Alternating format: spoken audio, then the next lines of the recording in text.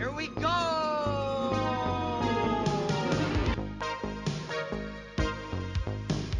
In case of emergency, the exits are here, anywhere. Keep your hands and arms inside the carpet.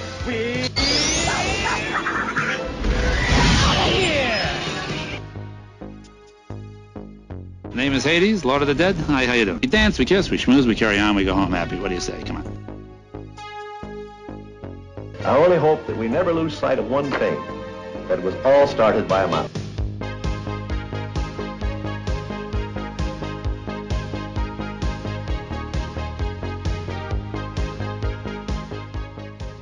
Welcome, Ohana, to the Disney Guys Uncensored. This is episode 100, recorded on Monday, February 15th, 2021. We're your hosts, Drew, Bob, Tim, and Jordana. On tonight's episode, we raise our glasses, throw the confetti, inflate the balloons, sound the horns, cut the cake, and bring out the wacky, waving, inflatable arm, Phelan Tube Man. Bob, what a amazing roller coaster it has been. Tim, Jordana, guys, Bob, what's your first thing going on right now through your mind? It's episode 100. Next week's episode 101. Oh, you have a lot more excitement than that. Don't you try to ease it off. I don't have any cake. We're on to Cincinnati. We are on to Cincinnati, Jordana. I have no cake. I have no cake. I have no balloons. I am pissed. Well, so if I had all those things for you, you'd be a little happier. I was promised cake. I'm not happy about it. I heard there'd be free punch and pie. Tim, what about you, buddy?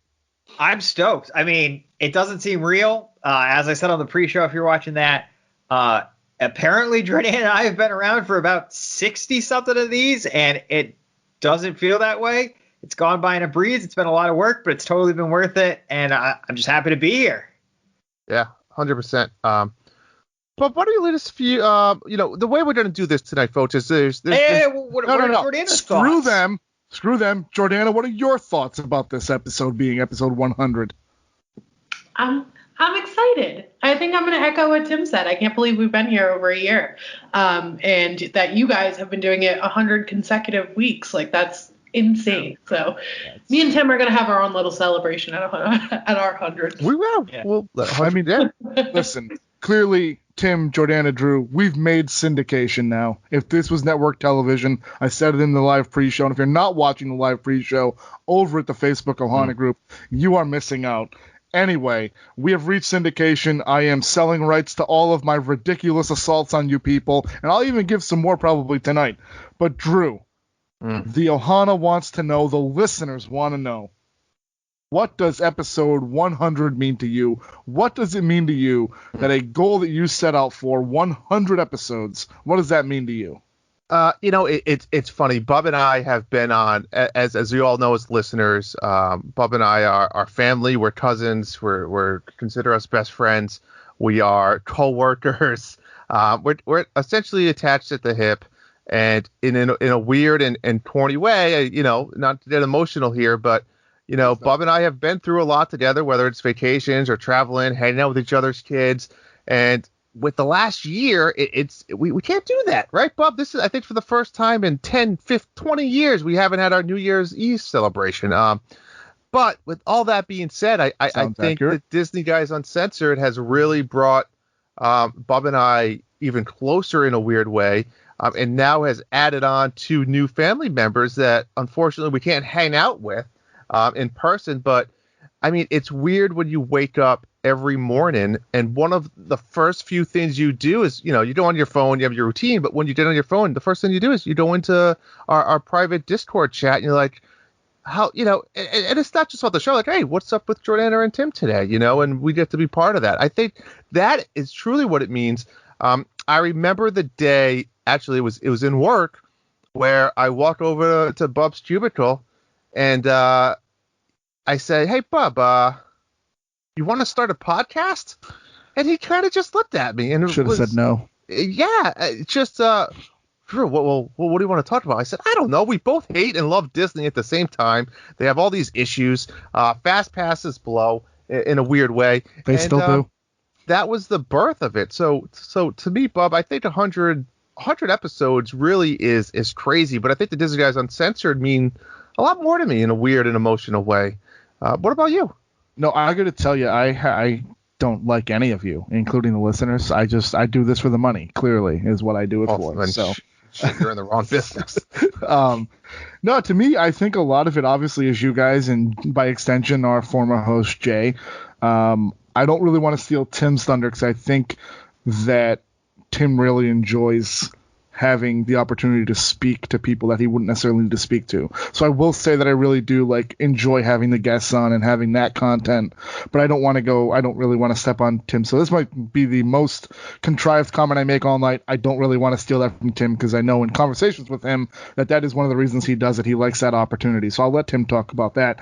But for me, 100 episodes. I mean, we've done this for 100 weeks. I know I've missed a couple episodes, and Drew, you have as well. And obviously Jay left under mysterious circumstances early last year in 2020-ish. Yeah, January 2020. Actually, December 2019. I think he ended up recording with us one more time to do the year, the preview of the company or whatever we did. I mean, that was a different relationship, I think, than we have with Tim and Jordana. I think anytime you get two people that are as engaged as they are on a regular basis, they kind of, I think, breathe new life. I think there's 2 points in our past that we'll talk about tonight that, to me, kind of grew the brand beyond, I think, what me and Andrew had anticipated. One happened in the 4th of July, the first year we were doing this in 2019, where I walked off the show several times. In one episode, Andrew told me to stop sucking the wee-wee of another. It was incredible. It's on the Patreon. It's incredible. But then I think when we lost Jay and we kind of went our separate ways from Jay, I think finding Tim and Jordana to kind of jump on and bring their spin on things, it really kind of opened the show up a different way than I think even me and Andrew had envisioned. So yeah, and I think to that point, Bob, I think we were ready to kind of take a different and new step, right? Yeah. And I think that meant bringing on additional people with certain skill sets. But I agree. Certainly, yeah. I mean, Tim certainly brings a different edge, a different look to the show. Jordana's very much, I think, similar to me and you in certain regards with just kind of how she is, but Tim being, I think, much more from Connecticut. That's the difference, right? That I'm from analytical from Connecticut, whichever. It is. You just have a different way of approaching things, I think, on the show and when we're doing the show. And I mean, one of our best episodes was a couple of weeks ago when we recorded with Carly Wiesel. And when you first brought it up, I'm not sure any of us really had an understanding of what she was prior to that. So that's just an instance of that was a heads up play on your part to say, hey, let's do that. So for me, episode 100 is really a celebration of us, a celebration of the listeners, and really a tip of the cap to the 5 of us that have recorded on this show on a regular basis, because I think we would be remiss if we discounted Jay's contribution to the show through the first 43 episodes or so. Yeah. Yep. Tim? Yeah, I mean, episode 100 to me, it's honestly, it sounds corny, but it's just an ember. Like, for me, this podcast has always been about making connections. First the connections with you guys. Little did I know when you asked me to come on here that this was going to turn into like one of the lifelines to talking to people about things and having relationships with people during this crazy, crazy time we're in. And making connections with our listeners. And more recently, it's been about making connections with our guests and allowing the show and its growing audience and its growing reach has allowed me to reach out and connect with people who I never would have connected with before, or have looked up to, or listened to their content, or engaged with their content for many years. And the show has given me the vehicle to do that. But I mean, most important to me is definitely the connections that I've made with you guys and that I've made with the listeners. And it's been a blast. So that's what 100 episodes means to me. And whether it was one episode or 1,000 episodes, it doesn't make a difference, because as long as I get to keep doing what I'm doing with the show now. So, yeah. Yes, great points there as well. Jordana? Yeah, so I think this kind of happened for me and Tim at the perfect moment, because we started, 60 or so episodes ago, and it was kind of at the start of this pandemic. So even though, we all were forced to stay in our houses and stuff, we were still building relationships with you guys, and we were able to stay connected on our phones and still be able to do this podcast we've never all been together in the same room and been able to hang out. That's true. So it's just like, and I've seen all of you guys. I ran into Bub at Stop and Shop. Drew came over and dropped off some stuff. Sure. Him I saw at Disney World. So it's like I've seen everybody, but we haven't all hung out. So I still feel like we're all still close, and we all get to do this every week. And we're like Drew said, I'm literally looking at Discord all day, talking to you guys, and it's been cool. I gained 3 brothers, so, and I never had any brothers, so it's been awesome. That's very sweet, Jordana. Thank you for those kind words. I don't know if Bub feels the same, but No. Thank you. No, in fact, of all of the co-hosts I've ever had on this show, I love Jordana the most. I know. who's your favorite female host? No, she's my. I win. I'm also his least favorite. I mean, certainly Jordana and myself have had disagreements on this show before, but I look at an episode that me and Jordana did by ourselves was one of my most fun times recording this show was when we did Toy Story Land. It was just like talking to a friend about Disney, which isn't always the case with Andrew because he's Andrew and I'm me. Right. And it's not always the case with Tim for the same reason because he's Tim and I'm me. But Jordana, I thought, has always been kind of the glue that kept the 4 of us kind of operational in a way. Because if it was just Tim, Andrew, and myself, one of us would be dead, one of us would be in prison, and the other one would be on trial as an accessory to murder. That's how it would have happened. Yes, I mean, it's just so I really do feel that Jordana, in some strange way, has kind of been the low-key like glue that kind of said, hey guys, come on, settle down. We're talking Disney. It's a good time. And I think we've all had those moments, but I feel like Jordana has had those moments more so than most. And I know Andrew and myself routinely murder each other in Discord and other places. So for me, though, Drew, for a question for you, a legitimate, this is only for you, was there ever a doubt in your mind that we were going to get to this point? I mean, in 100 episodes, you've probably quit 150 times. That's debatable. I've been quitting like 3 years. No, it's not about the need for the enjoyment. We all do this just we enjoy it. Honestly, I didn't think it would be a content issue with Disney being so big. I thought it would be more of, like you said, we eat each other apart sometimes. But at the end of the day, I think we all still can get beyond it. Honestly, in a weird way, Bub, no. There was never a doubt. I think me and you have like I've talked about earlier, we've done a lot of stuff together, and I think we know each other good enough. And I think we surround ourselves with people, whether it was Jay or Tim and Jordana, where we know it's going to help us get to that goal. And we had a goal. I mean, it's just like, again, you brought up, we made a movie. We made a 74-minute feature-length film movie. I mean, how many people said that was unachievable? A lot of people. Yeah. But, if I have a goal or mission, I'm going to go to it. And our goal was 100 episodes. Do we have a next goal or chapter? I think we have a little bit of an idea of what we want to do, maybe not a defined goal. So it's weird, and I don't want to sound cocky. No, I didn't really have a doubt. I knew that we can work together to find a way to get to that 100. Yeah, for me, I think it was just a matter of not killing each other in the first 100 weeks. I mean, because I don't think there was ever an issue of content, and I think it was just, could we stand to record? I think people, no, I don't know that people were saying this. I think maybe we're trumpeting the 100 episodes thing too much. But we've somebody on this show, whether it's Jay at the 4th of July when me and you almost killed each other, Tim's done a couple episodes with you and with me, Jordana's done a couple with me, you've been gone, I've been gone, Tim's taking a couple weeks, Jordana's taking a couple weeks.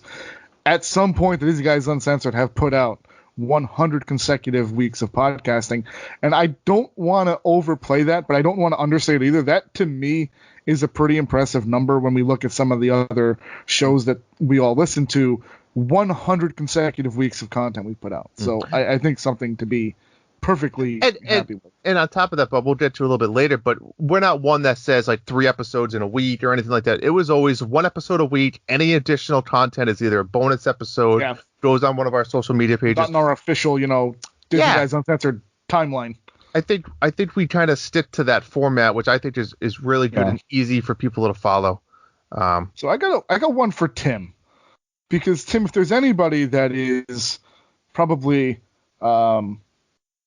as creatively involved behind the scenes as I am, and this is strictly speaking in the terms of, clearly Drew is the technical guy. If you guys don't know this, Andrew edits every episode, and we'll get to it in a little bit, but Andrew edits every episode, and it's kind of been, from the beginning, I was kind of the guy that put the stuff together. And obviously, I don't want to take away from Andrew. Andrew's been very helpful with creative, but Tim, you've brought a different look to creating content and how we distribute content and content for episodes. We spoke about the Carly episode. Obviously, your travels to Japan helped us out there. Do you find it incredible that we have a list that's probably 50, 60 items long still that we haven't touched on, that we've done 100 weeks of original content, and we have another, probably, potentially, if we wanted to do it, 70 weeks of content left? And that's just right now, currently, today.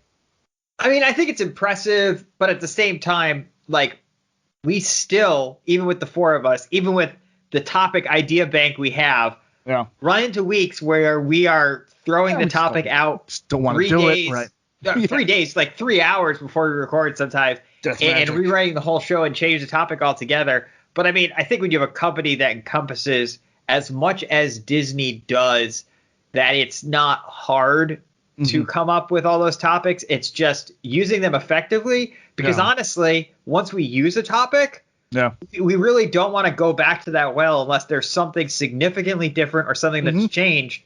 So we got to be kind of picky and choosy when it comes to it, and I think, to your point, Tim, I think what we do a really good job on is trying to provide unique content. All right, so like you said, we could have done a Haunted Mansion episode 1,000 different ways, but we tried to reach out of the bag. Jordana and I had the pleasure to sit down with Justin Suter and do Disney with Kids episode.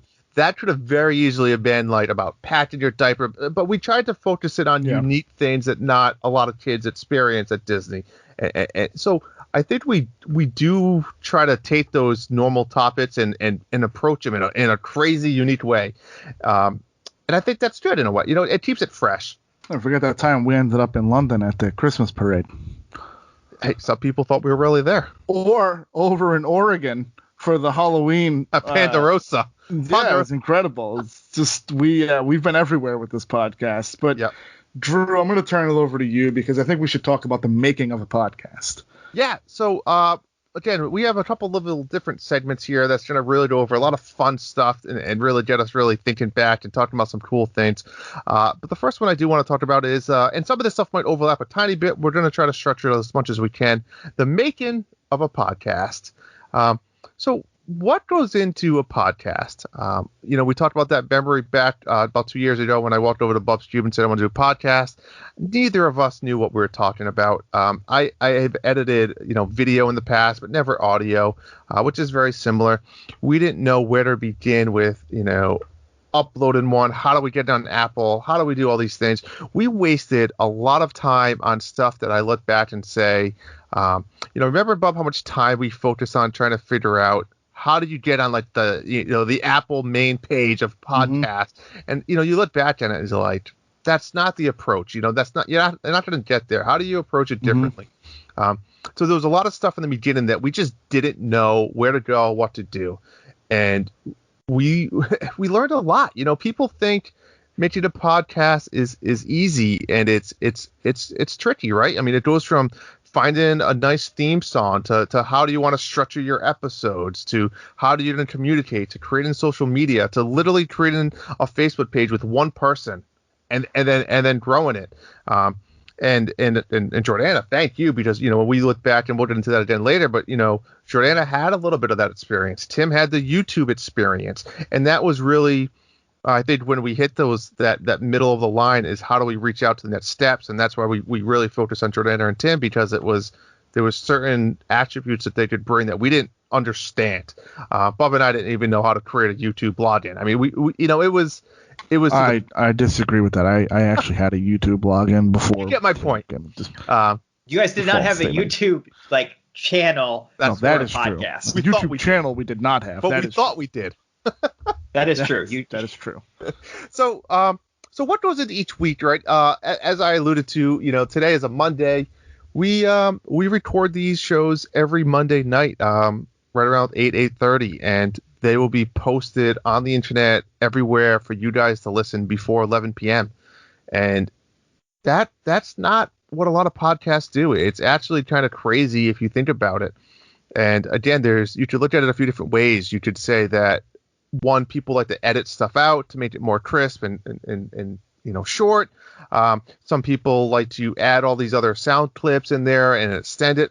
We do all of that, folks, in one night, and I think that's impressive. I think that a lot of the guests that we've had have been impressed with that.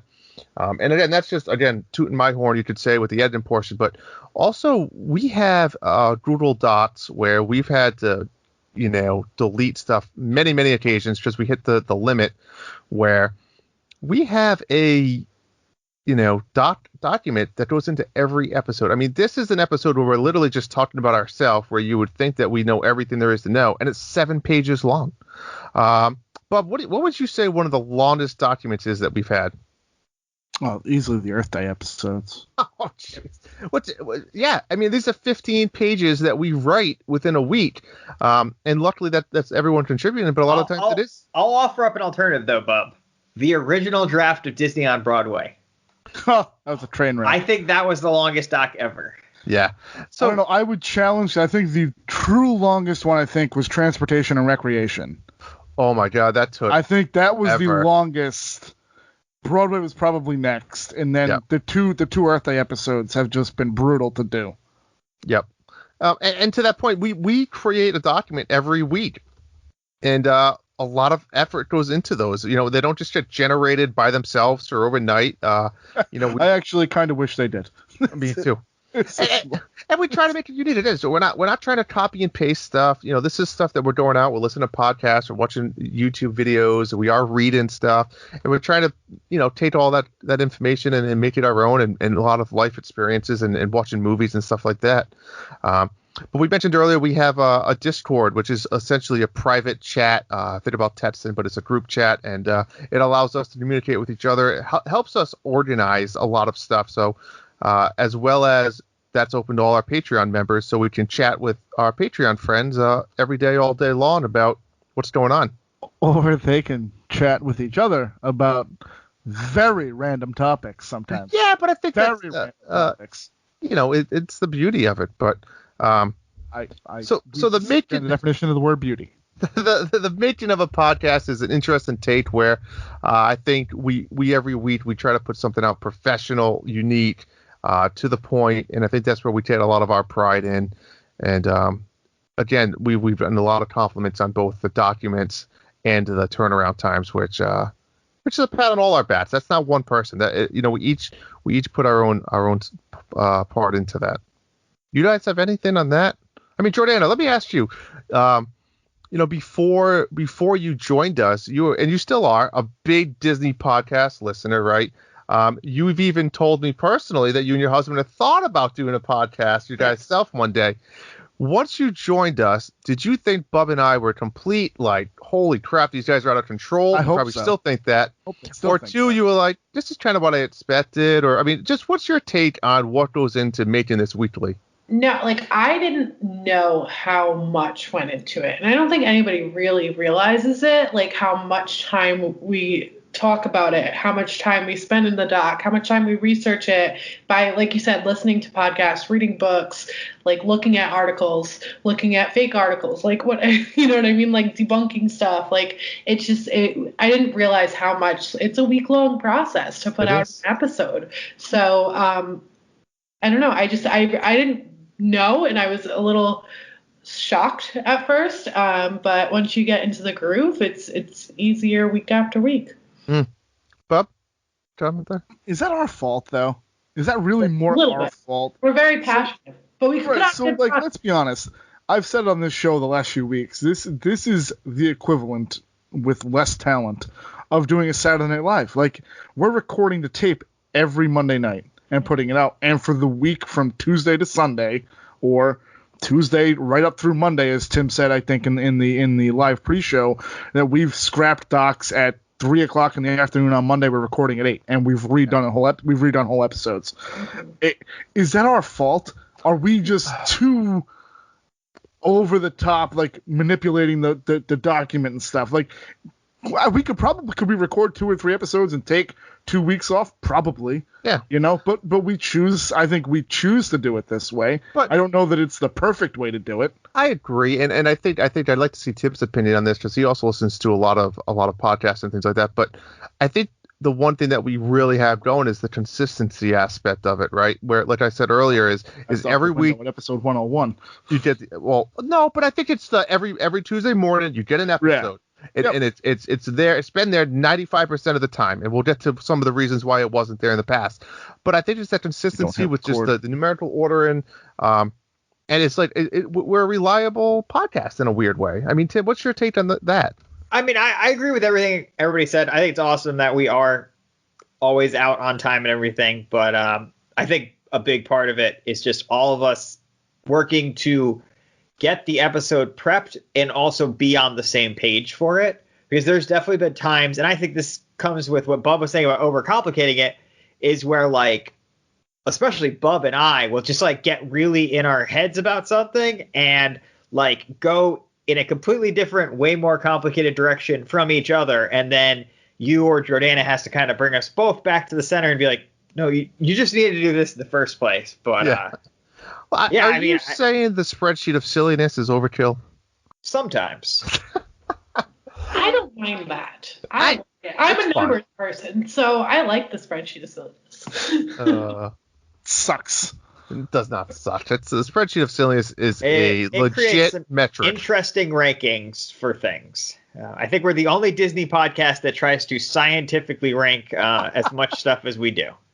What have we spreadsheet of silliness at? We've done pre-shows. We've done shops. Rides, music. I stand by the shops ranking. The shops was, I think, the most accurate thing the spreadsheet has ever produced. The spreadsheet might have nailed the shops. We have gotten a lot of comments and feedback from the listeners that they actually love that we do this and use a spreadsheet of silliness. The one big comment that we seem to see reoccurring is they don't give 2 shits about us describing it on the episode. Just go with the list. They're going to hate this episode then, aren't they? They're thankful of us how we got there, but get to the point. All right, but the point of this conversation was, folks, is we do all this because we're not making money. We're doing it for the love of the game, essentially, and we're going to continue doing it for now. But Bob, guarantee 6 more weeks. Why don't you break down in an interesting and oddball way our top 10, not using a spreadsheet of silliness, most listened to episodes of all time, folks? I don't know how you want me to do this in an oddball way, but no, I meant the actual episode. Some of them are oddballs that they made the list. I thought you wanted to go out of order or something, Yeah. 10, 3, number 7 was this one. Yeah. No, so number 10 we had a tie, the only tie on this list. The bonus episode 4, the Pixar's musical legacy, which I stand by. One of my favorite episodes I ever did. That was my Pixar music bonus episode, and the tie was Splash Mountain, which I think Splash Mountain at episode 67 might have been one of the most important episodes we've ever done. What that did is that was one of the first times that we had, I want to say, a little bit of controversy and a little bit of fresh wounds. And I think that Tim and myself, we discussed back and forth quite a bit on that episode leading up to it about how much of the story we were going to tell about Song of the South, about how far we wanted to go a certain way.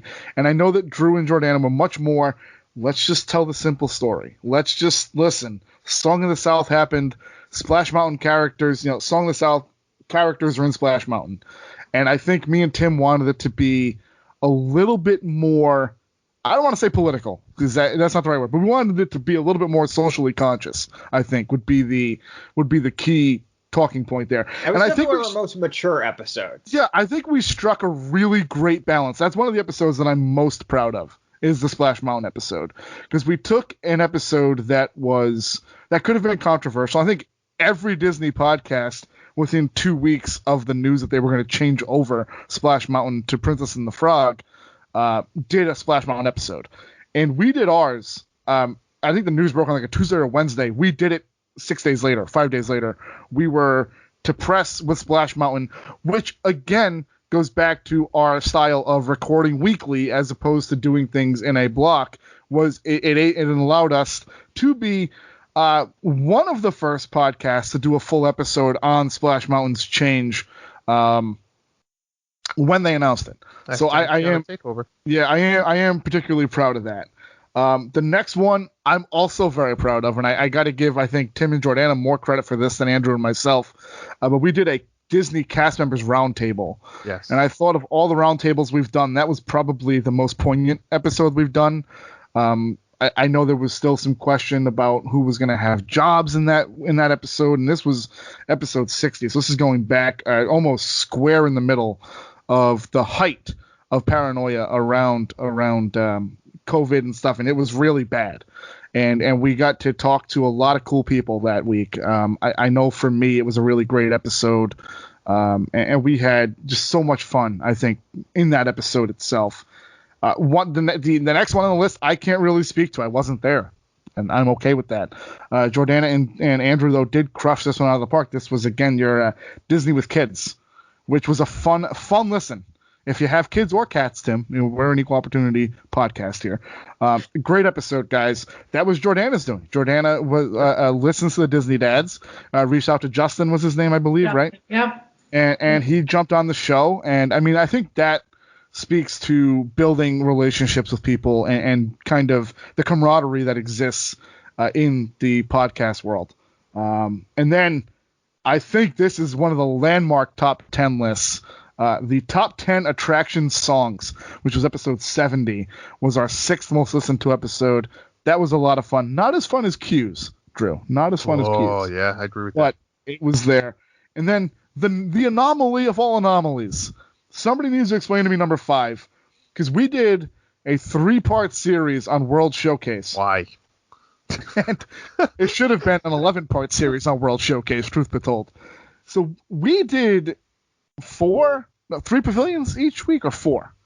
4, and then 3. 3. 4, 4, 3 with the International Gateway. 4, 4, 3, and then so this episode far outperformed the sequels. So either nobody wanted to listen to us talk about World Showcase, or this was just happened to be an anomaly at the time. What do we think? Like here? those first few. The first few are some of the most popular pavilions. Yeah. But crazy. Then for some reason, this is very recent. Mind blowing. And I think the fix is in. I think Jordan is paying people off. The bonus episode 5.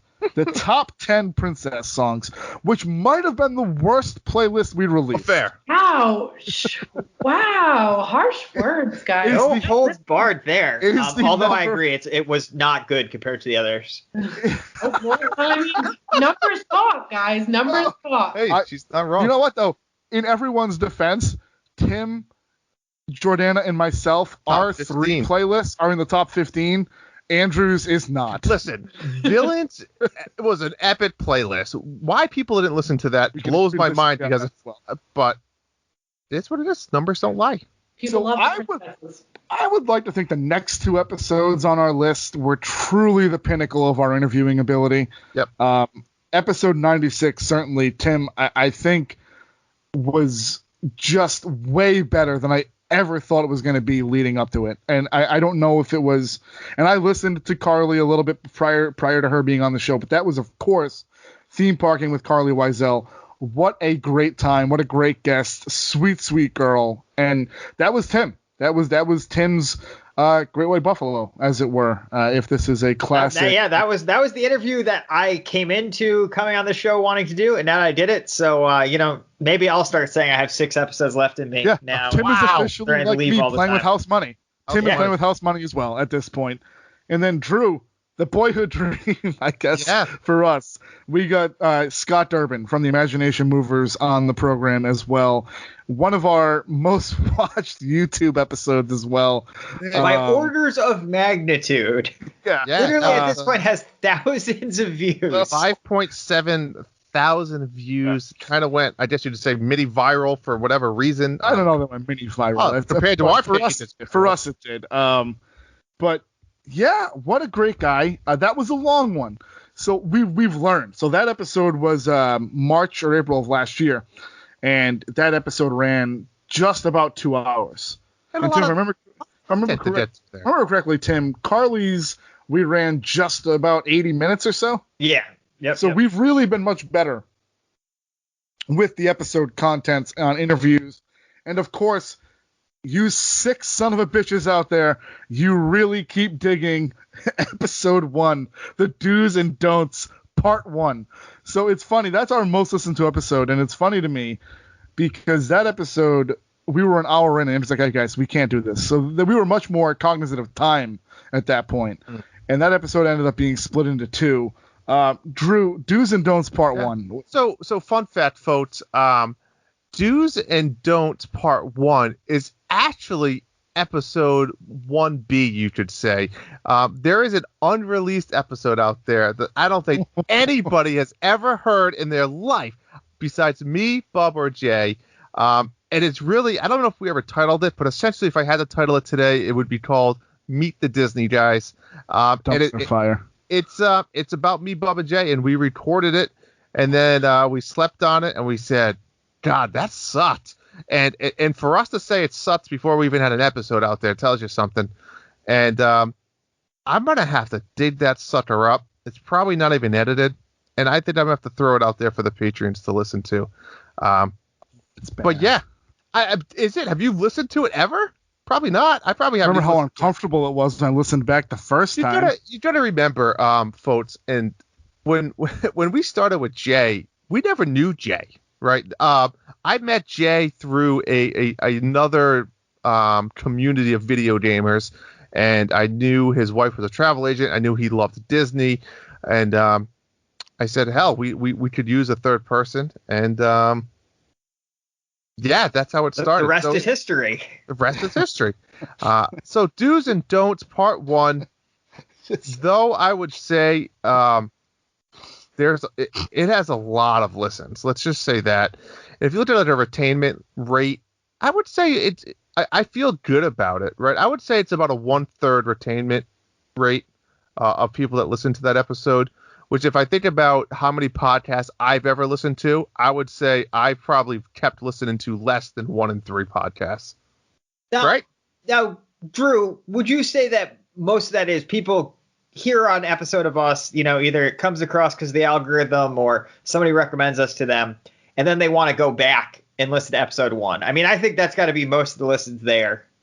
That's fair, and this is a perfect time to let everyone know, if you are curious, we actually had put a statement out previous to episode 1 many episodes, probably a year ago. We recently just put out a new statement now, so if you went to go listen to episode 1 today, give it a try, you'll notice that there is myself talking before there. It's a short 30-second little pitch, and just to kind of explain the changes that we've overcome in the last 2 years, and to listen to some other episodes. But yeah, it's interesting, Tim, to look at it. But I think that might be a sequel to it coming. There could be.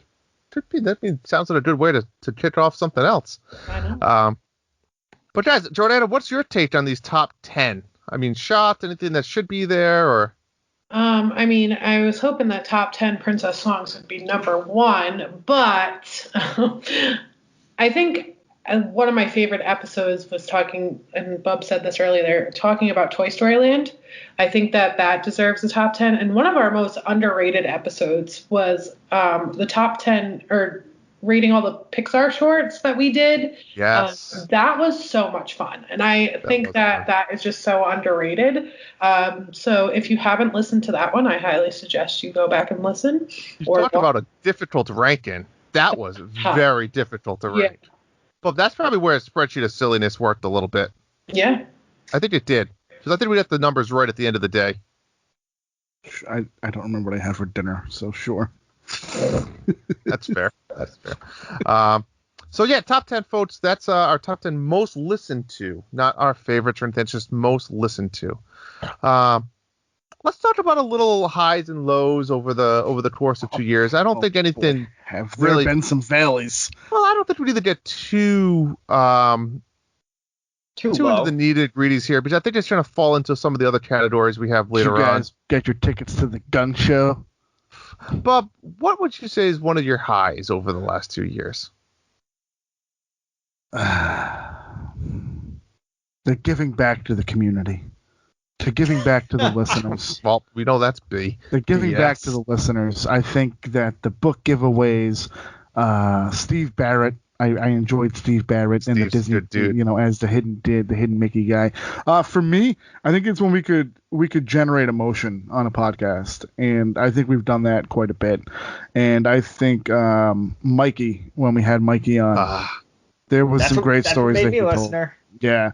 So I think it's just kind of being able to evoke emotional responses from our listeners, and I think having talked to some of the listeners and through emails we've gotten, and I love the emails that we get from people and the questions that we get. So I think for me, a lot of that is just kind of getting that interaction. I know that I give the listeners a hard time, but I do appreciate that they take time out of their day to listen to four jabronis, listen to a podcast, listen to us talk about Disney.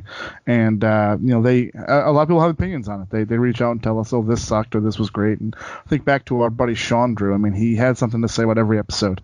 And it's just one of those things. Yes. Just one of those things that it's just really cool to know that what you were saying is kind of resonating with people. Mm-hmm. So, I mean, that was probably the highest high. You see reviews from people you don't know. You get these Rosie, God, Rosie, I love you. But you see these people reach out to you and willing to spend their time, their money, invested on you and the content you put out. And I think it's pretty cool to see all of that stuff. Tim, what about you? I'll go back to what I've been harping, the drum I've been banging this whole time. It's the connections. I think one of the big highlights for me is. We're going to probably touch on it later in the episode, but getting to really get to know Chris Lucas, a person who I never would have come across if it had not been for this podcast. And now it's a person I consider a friend, a person that I reach out to and, chat with, and just an all-around cool guy. Yeah, absolutely. And Jordana?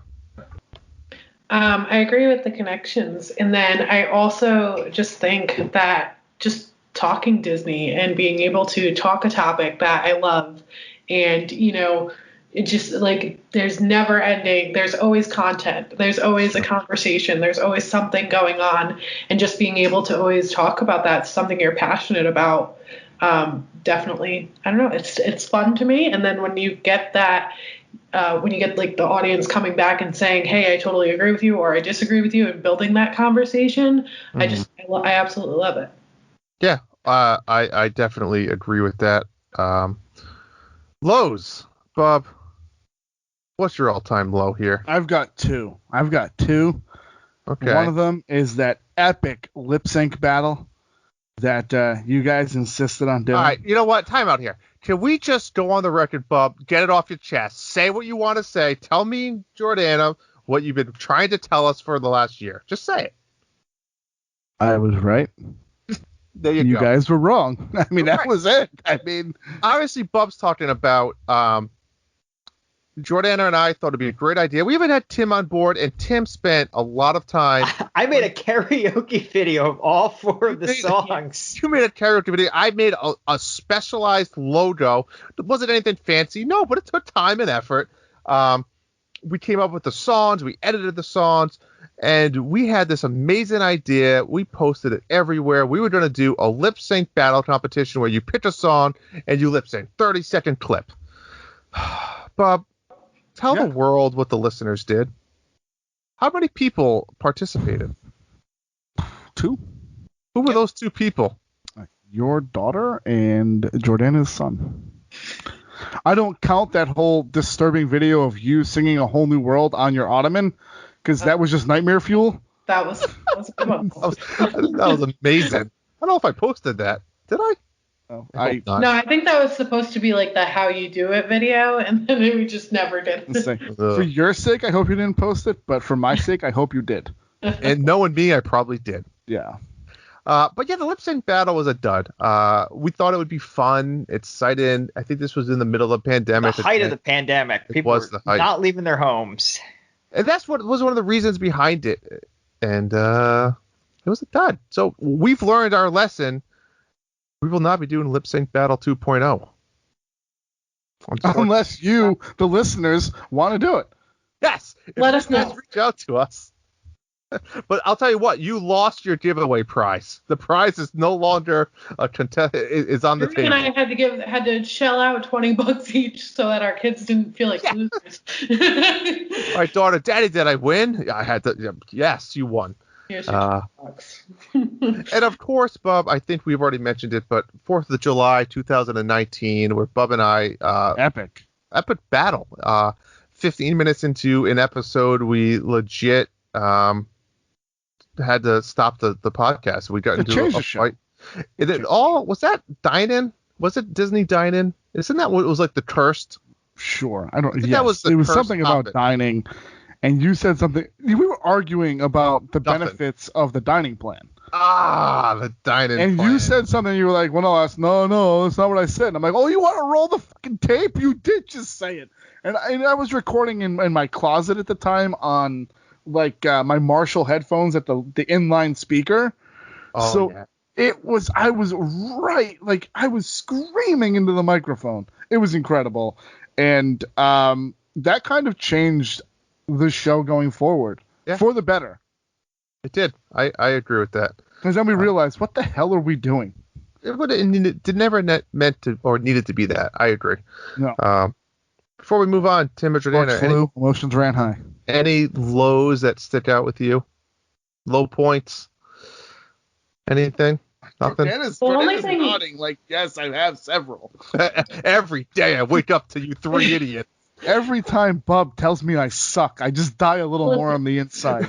The only low I can think of is literally having my balls busted about not pushing record when Tim's the only one that said I pushed it and that something happened because I'm working on an ancient computer. I have that on tape. You did not press record.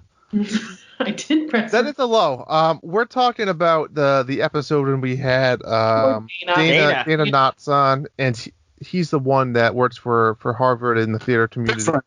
Big friend of the show, big supporter of the show. Patreon supporter, in fact. And we had to record it twice. And for the long run, Jordana, they should be thanking you because it ended up being for the better. The second episode, from what I hear, was a lot better. Just don't put her in charge of hitting record anymore. That's all. And that's the thing. I will never push record again. Well, you never have to begin with, so I don't know how you can't. That's true. I don't know why they put me in charge of that. Tim, anything for you? I just got to go back to the lip sync battle. I mean, I was not initially super on board. Then you guys got me hyped up. Oh, yeah. I made literally like the karaoke where the lyrics scroll by for people to put on their TV to make the lip syncing even easier. All synced up the songs. And in addition to that, I made a hype video like with Drew and effects and all that stuff.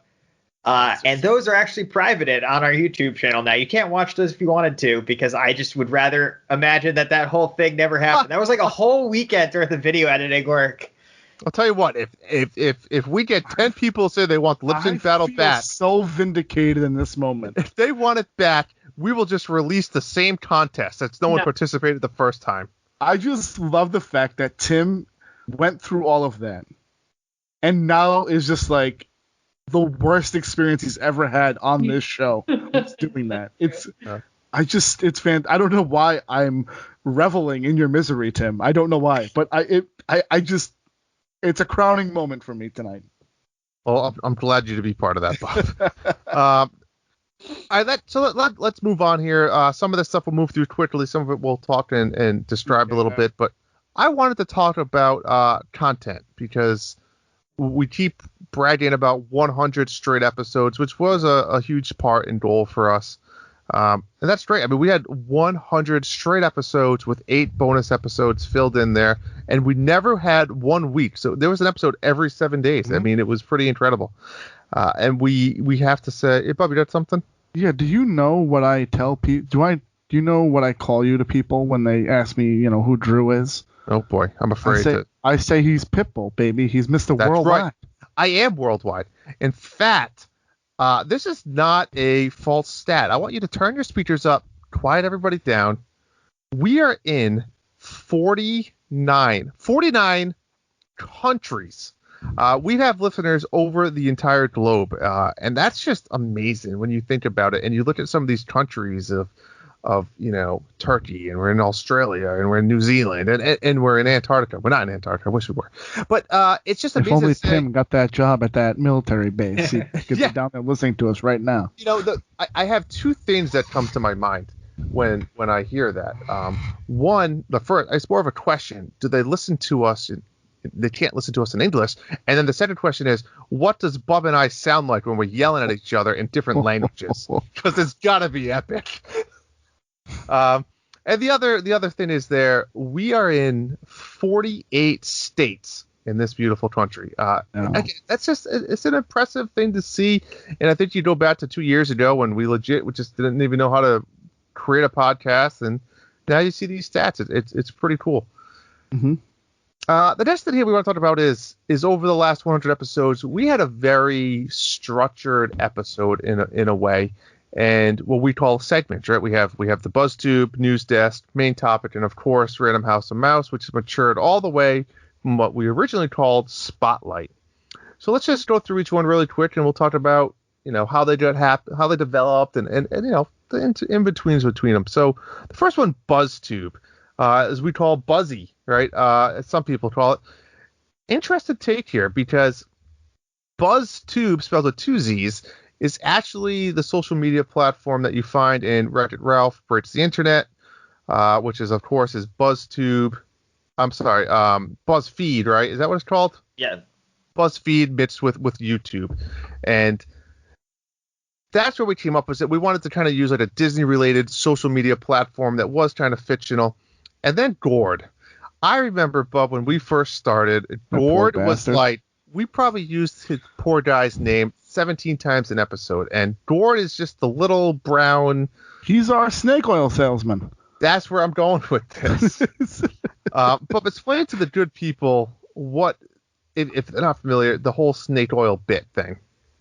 I don't know. I mean, it's a pretty basic concept. It's it's snake oil. There's no such thing. I mean, you just go around selling like hopes and dreams, and in this instance, Gord was selling loot crates and stuff for video games. He's the assistant to JP Spamley. So we made a joke one time about snake oil, and Andrew was the butt of the joke. And then, as per normal, Andrew was the butt of the joke. We just kind of kept going with Gord was out. If we didn't have BuzzTube 1 week, Gord was out replenishing his stock of snake oil or whatever he was doing. And I just think it was one of those things that I don't even know why. It was just a throwaway comment. And so much of what I say in those early segments, BuzzTube and the news, not necessarily the main topic, was just throwaway one-liners from various things. I know that, Tim, we've thrown plenty of references about various pop culture icons here. And it became, a running gag that Gord was our, mascot and our salesman of snake oil, and he was out doing business. I mean, he was actually at one point he sold out of snake oil at one point. That's how much snake oil we were selling to people, which I don't know if that's a good thing to advertise on a podcast. No, that's fair. In hindsight. True. But yeah, BuzzTube was essentially just turned into our social media segment platform where we could kind of talk about our contests. And Drew, I think that's really kind of what happened here, is that we had so much when we expanded to that very ill-conceived TikTok page. We never got the Snapchat, which I'm pissed about, but that's okay. No, that's not true. That's not true. Snapchat. I'm sorry. No. We did TikTok. We never did Snapchat. TikTok. I don't even know the names of these things. So we were just focused on the Ohana, pretty much. Yes. And we had a defunct Twitter page, and we had an Instagram, and then Jordana came around, and then we said, well, we got to kind of push these things to people. So that's kind of how we ended up with BuzzTube, and it kind of just made sense. We were all big fans of Wreck-It Ralph. Ralph Breaks the Internet, so it just kind of happened that way. It was a means to an end, I think, for us to push the social media stuff out there, and it kind of gave Jordana and Andrew a platform to talk about contests, or Tim to push YouTube at you, and to hit the subscribe button on YouTube. So speaking of social media and BuzzTube and that stuff, Jordan, I'd like to see your take, because like when we did bring you on, we could say we call you the social media coordinator, stuff like that. But what was your first take on? I mean, you look at what we had. You were an avid listener to the Disney Nights Uncensored, and then we pretty much said take over all of our social media pages, and you're like, okay, well, where do I start? What should I? What's like the first thing there that you're thinking of? So, I mean, I was nervous because I've never been a Twitter user. So I had to learn that platform. Instagram I was familiar with, but I, use it for personal. I didn't write business. I don't really use it. I didn't know what to put there, and I think it's something that is still a learning process, and I'm getting better with as time goes on, how to interact on these platforms, because I think we all are more on Facebook than any other platform. And I think it's just like we're more comfortable with that. So just learning how to engage on these other platforms has been interesting. But I think you nailed it there too, where we're not, like a lot of other Disney followers on Instagram and Twitter, right? We don't post pictures of the parks or things like that. So we do have to kind of think outside of the bag sometimes and post it. And more to come with that. We've been talking about this in, behind the scenes in a lot of different ways we could do that. Yeah. So I agree. That was interesting. So the next segment that we've had over the years was we started with, what was it? Was it originally just called Disney News? I'm trying to remember what it was originally called before. I don't remember either. And then it became Disney News Desk. So the original thing was we used to report anything and everything, and it was long. Spanish food from Spain. Bob's referring to one of the great episode one-liners where we were talking about a new Spanish restaurant, and when what's it called? It was the one that just opened up 2 years ago. Starts with an I. It's in Disney Springs, right across from. Anyway, I digress. So I'm going to speak candidly, and if we lose listeners for this next statement, I'm okay with it. This actually, in my opinion, the Disney News Desk was a means to an end. Initially, when we set up the podcast for Andrew and myself and for Jay, I was going to handle Spotlight / Random House of Mouse. Drew was going to handle the main topic, and we kind of threw Jay the bone of doing the news. And I'm not misremembering that, Drew. That was the that was the breakdown of what we were doing. And Jay was much better off the cuff in terms of making quirky comments instead of reading quote unquote copy or documents. Yep, agreed. I'm not saying that if you go back and listen to any episode, I'm not saying anything that isn't true. And it got to the point where we actually had to minimize what we were doing with the news and just making it bullet points as opposed to it being these drawn out. We went from basically a newscast, like a news report on the daily, nightly news to more akin to what you get on sports talk radio with like the every 30-minute news flash where like, oh, so-and-so did this, so-and-so did that. We kind of evolved that process because I don't think that we had the people in place to do the news the way that we initially had envisioned it.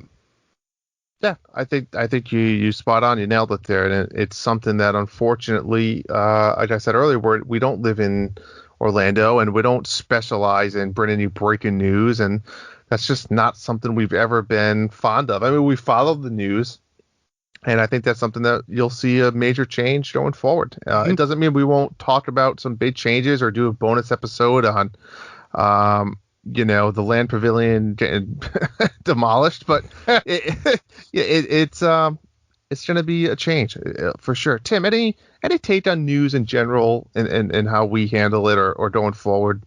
I mean, none of us live in Florida. None of us live close to Florida. We don't have any access or, special news that you guys couldn't get. So we're not a newscast. So I think we're going to try to take a step back from doing that as much as we were, but we're still going to, bring you the news and analysis on the big things, because I know that you guys do like to hear our takes on the Disney parks current events and the Disney company current events. Correct. Agreed. And then, of course, with the main topic there, it's pretty obviously there and what we're talking about. But, Bob, I need to turn over a little idea. When we created the podcast, what we originally called Spotlight, which was always supposed to be you pick one thing and talk about it. Bob he'll talk about some examples. But I think what we learned was those spotlights turned into really episode topics. So, Bob, talk about the idea of Spotlight and how it merged and transformed into what today you know as the Random House of Mouse. Yeah, I mean, Drew, you hit on the head. The initial idea was to take like a small investigative morsel and do, I mean, the Boston Globe up here has a Spotlight team, and I think that was kind of the inspiration, is we were going to kind of get investigative, that topics that necessarily wouldn't be episode topics, that wouldn't necessarily be sustaining a main topic, and it would be quick. And we realized that quickly evolved in episode 1 when I did the monorail report. And I mean, it was 15 to 20 minutes, and the goal was it to be 5 to 7. I still stand by that monorail one. One of my favorite ones I ever did was that monorail one. I wrote it like an investigative report. I had accident information in there and different maintenance records. Like, it was incredible, the work that and I don't want to take all the credit. Andrew, you helped with it too. I mean, there were times that we did real deep dives into things. I mean, we did the monorail, we did Tower of Terror and Random House of Mouse. We've done that. The Mark Davis one was really, really fun that we did. One that really stuck out to me was at the Toy Story Land episode when Jordana and myself. Now, this would have been in the spirit of Spotlight initially, was the Disney Sing-Along VHS series. Like, we're never doing an episode on that. But for 10 minutes, we get to talk about some things from our childhood. That was the idea of what Spotlight and then eventually Random House of Mouse was. It got away from me a lot. It got away from me on almost every episode, from like episode 40 through episode 60 or 70. It got to the point where I was spending too much time on Random House of Mouse, and it just wasn't sustainable because it got to the point where we were doing almost double episodes. Yeah. And not to say that Random House of Mouse was lasting 45 minutes. No. But the work I was doing on them and the 20 minutes we would talk about this stuff, we just thought it would be beneficial to go in a different direction. And there was times, Bob, you would pre-record it, and you'd have to pre-record it 3 times because you weren't happy with it. Yeah. And it got to be, like you said, really a mini episode within an episode that required editing, producing, writing, research, all for this amazing 15-minit story and backstory. Yeah. But, at what point was it? It was overwhelming. And then you started taking, like you said, sometimes you overdid yourself and you would do Tower of Terror. And you're like, shit, I should have done a 10-hour series on Tower of Terror. And I crunch it into 15 minutes. So I do stand by the last Random House of Mouse that was ever released to you lovely listeners. Yes. Was last week. And it was a story that Drew had been percolating forever. In terms of us doing an episode about Powerline or doing something about a Goofy movie. And, I mean, we came to the original cut of the Powerline Random House of Mouse you guys heard last week was about 5 minutes longer and had me doing some ridiculous, like, Colonel Sanders accent. I don't know if we ever released that to Patreon. I know we released the written version of it to Patreon, and the written version on Patreon is actually different from what you guys got because I did tweak it again before I recorded last week's Powerline. But Powerline to me was such a fun one to do. I'm glad that we were able to sneak it in because I have a sneaky suspicion going into season 2 that Random House of Mouse and Spotlight are officially being retired from the show. Yes. Season 2 will have changes, and we'll get to that at the end here, so make sure you stay tuned because we still have to announce our season 2 survey winner, which is will be in this episode, so make sure you keep listening.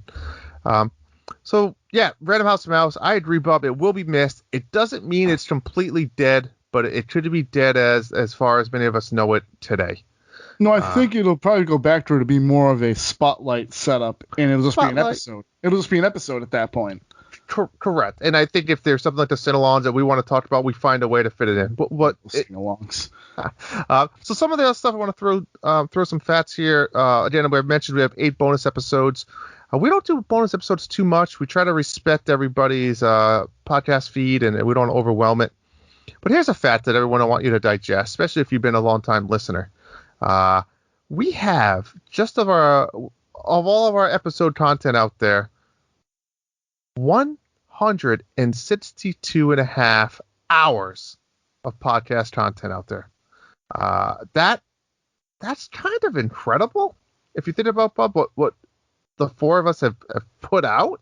Really, 5 of us. I mean, that's almost 10,000 minutes that we've had people listen to. All you guys listen to. It's quite incredible, and it's all. I stand by that we have some of the best content on the market. I truly do. And I think we really approach it in unique ways with our concept episodes, our top 10 episodes, our spotlights, our guests are top notch. I think we really give a lot of good content. And that's something to be proud of. But the next thing I want to talk about is our YouTube. And Tim, I'm going to hand it over to you as our YouTube coordinator guy here and try to talk about all the different things we've done on YouTube over the year and hopefully more stuff to come in the future. Yeah, when I came in, as I said earlier, we didn't even really have a YouTube. We kind of had some stuff up there that was just kind of floating out there in the ether. Main thing we use our YouTube for is just another avenue for people to be able to listen to the episodes. We just put up the audio of the podcast with a nice cover image. But we also have had some really neat stuff up there. Drew and I did a series where he reviewed short, less than 5-minute reviews of every MCU film. First time seeing it. And those were his first time through. So those were real neat. Not exactly timely, since, most of those films had been out for years at that point. And then during the pandemic, whenever we were stuck home with their family, we did a nice little breakdown of how Disney's hit board game Villainous works. So that's worth checking out. If you get Villainous as a gift or give as a gift, recommend that video to people to check it out. And then Drew had done a series of videos with his kids. This was like kind of a YouTube/TikTok trend at the time. Of doing, while the parks were closed, doing virtual Disney visits with their kids and, doing the attractions in your house in a creative way. And I think Drew's were some of the best ones out there, even better than the official ones that were done by Disney cast members and Imagineers and stuff. But we want to keep doing cool stuff with YouTube. I mean, if there's stuff you want to see us try and do or content you want us to add on there, let us know.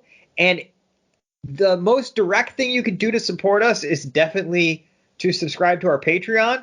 But the number 2 thing and the number 1 thing, if you don't want to spend any money, is just hit subscribe. Because, you don't have to listen to the show on YouTube.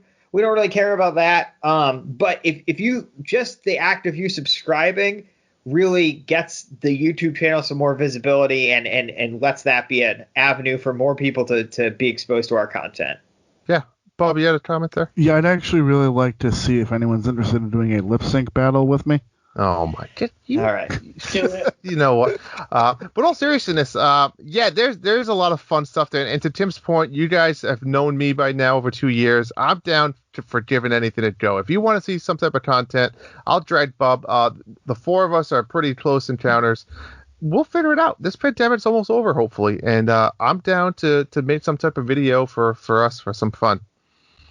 Which leads us to some more content that we have been doing over the years, and that's really brackets. The brackets have been a blast. They're a lot of work, but I think it pays off, and it shows again back to our top-notch quality with the way we do these vote-in brackets between the surveys, the little bracket cards, the nice colorful photos that we put in there. You get typically we tie them to a contest. So much work, Drew.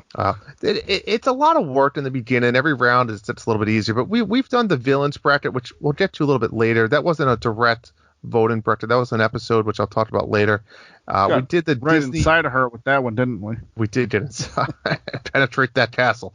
We did the Disney character madness, which was a bunch of random Disney characters, and then we did the Pixar character showdown, which was Pixar characters. Yes, Bob. I would just like the record to show that I am 2-0 in these bracket challenges somehow. That's because of the crazy listeners, right? As We could need a say. new one. We need another one, I think. Those were fun. I may never do another one. I'm going out on top. Never doing Nope. another one. I only got 6 weeks left. We have I don't have plenty of time. ideas. Who's the fantasy football champion? I'm just saying. Let's just put it there. With all due respect, I was the inaugural fantasy football champion as well. Let's just say you can thank Stefan Diggs. He should be the real champion. Anyways, contests. Let's talk about our contests here. We've had a plethora of contests, and I don't know if that's good or bad because it's both. It's a curse, and it's also It's a blessing for you, the listeners. That's for sure. It is, and for such a small podcast, in a way, or in large, but whatever way you look at us, we love to give back. Every time we ask for you guys for the money between Patreon or all that stuff, you gotta remember we have 100 episodes of ad-free content where we really don't have a lot of income. We really, really don't. So any type of income that we get goes directly out. A lot of the times, it's out of our own pocket, right? When we have to ship stuff to you guys, we don't have enough money to even cover the shipping costs. So we ship it to you. And that, I guess it's a good thing nobody won Lip Sync Battle. I guess so. Nobody won that. But again, we enjoy doing it because it's fun, and we wanna do that for you guys. We do book giveaways. We didn't get those books donated. One of those books came out of Bub's library. It was new. It wasn't used though, right, Bub? Sure. But we did. One of the first contests we've ever done, I think the book contest was actually the first for Keist, but we also did our logo contest, and we've got to give a big shout out to Greg Cook, who's been a listener since episode 1. We did a logo contest because we wanted to do a new logo for the Ohana. Actually, we didn't have a logo for the Ohana. At the time, we were using a previous logo that actually Jay's daughter made for us, and it had kind of it was his young daughter, and she did a fabulous job for what she could. It wasn't a professional logo or anything like that, and we used that.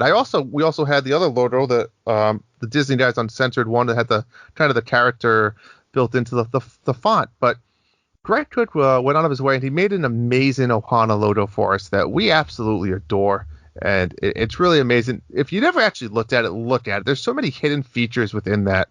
And then he went ahead and created our nice red logo that we know and love today. But that was one of the big first contests that we did a lot out of it. So, that's stuff we give back and say thank you for that. We've done book giveaways, but what have we given away? We've given the Trice book away. Did we give a Lucas book? We've given a Lucas book away. We've given a Keist book away. Liz and Jen, did we give one of their books away? Gave at least one of those two out. Did we do anything for Steve when he came on, Steve Barrett? No. We did stickers. We've done stickers and note cards and stuff and prize packs. I think Greg won a prize pack. We won a sweatshirt. And we definitely done some gift cards. Lots of gift cards. Yeah. And that's the other stuff. We've, when we did trivia night, Tim put on an amazing Disney trivia night. I think Jordana sponsored it. She actually gave away the gift card. That stuff takes a lot of effort, planning, time. And we really do that for you guys. Do you know what else took a lot of effort and time? All right, Bob. Yeah, we get it, Bob. You did it. Battle. Listen, just because you didn't even have to do any of the work. You just said, I'm not doing work because no one's going to do it. All right? Correct. I feel vindicated tonight. Tonight is my crowning achievement on the We've done subscribing contests where we've asked you to subscribe to YouTube. We've done iTunes reviews. If you leave an iTunes review, you could win. We've done the Christmas quotes, which was a ton of fun. And I believe, did Greg Cook win that one too? He may have. Anyways, that was done. We did a bunch of Christmas clips. You had the guess. And then, of course, we did the newest one, the Season 2 survey giveaway, which we're going to give out a little bit later tonight. Lots of stuff. Again, this only happens because you guys help give us some donations and through Patreon, really. So, again, I'm going to pitch it as always. Just consider, since consider joining. And the fun part is that we actually do a lot on Patreon to give back to you guys, and we're doing more and more special content. So if you like what you hear, Patreon is only going to have more of us. I think it's a no-brainer. But yeah, that's all the fun contests. Next category here, Bub. I think you're moving some stuff around. Do you want to talk about some favorites here? Yeah, I guess we can. So let's break down some of the Disc Guys Uncensored favorites and least favorites. Anytime we record live, folks, this is what happens. That's it. We're cutting as we record here tonight. So what? Let's start with Jordana.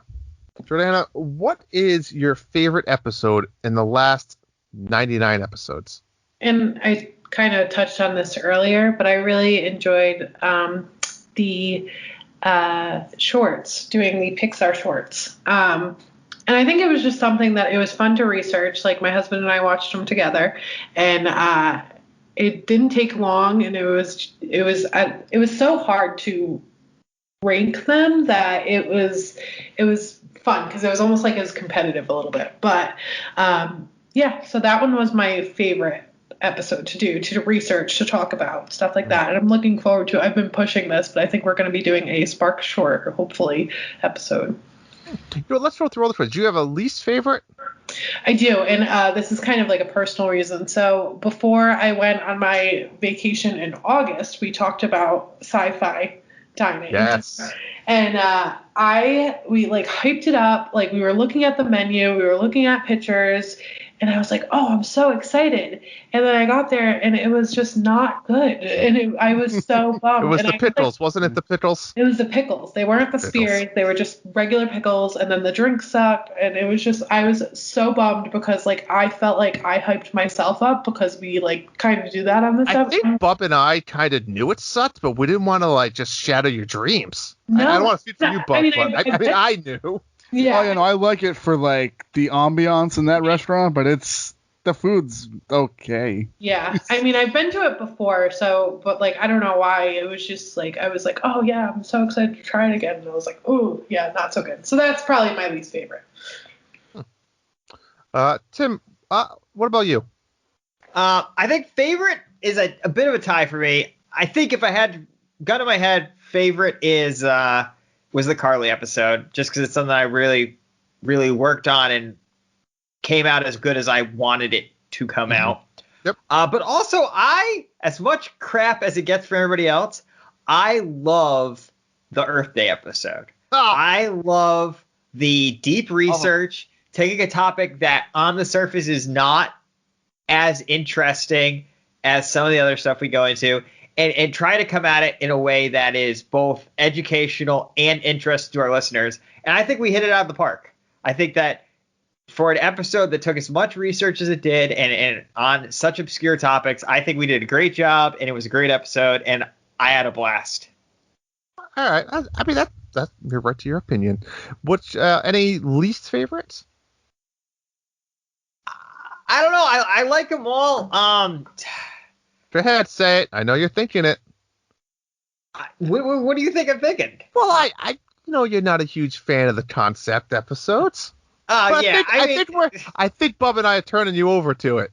I slowly but surely. But yes, my all-time. I thought you were talking about episodes where I have been on the podcast, but no. Christmas Parade is my all-time least favorite episode of this podcast. That was fantastic. I've never listened to it all the way through. That's a shame. It was just pure cringe for me. We got freaking Weezer to play that. We got Weezer to play that. That was live. Jay cried when Baby Yoda came around. Jay's crowning achievement on this podcast. Yes, that's the episode where he told Kermit. Maybe his crowning achievement. Bob, what about you? Yeah, my favorite episode, probably Universal. I loved that. I loved that episode. I just loved the Universal episode. For me, though, I mean, it's got to be probably anything we've done with the guest. I love the guest episodes too, but I'm gonna go with one. I'm gonna go with I loved the Universal episode. It was a lot of fun to do. I loved talking Terminator 2 3D Battle Across Time. That was fun. That was fun. And what about really least favorite?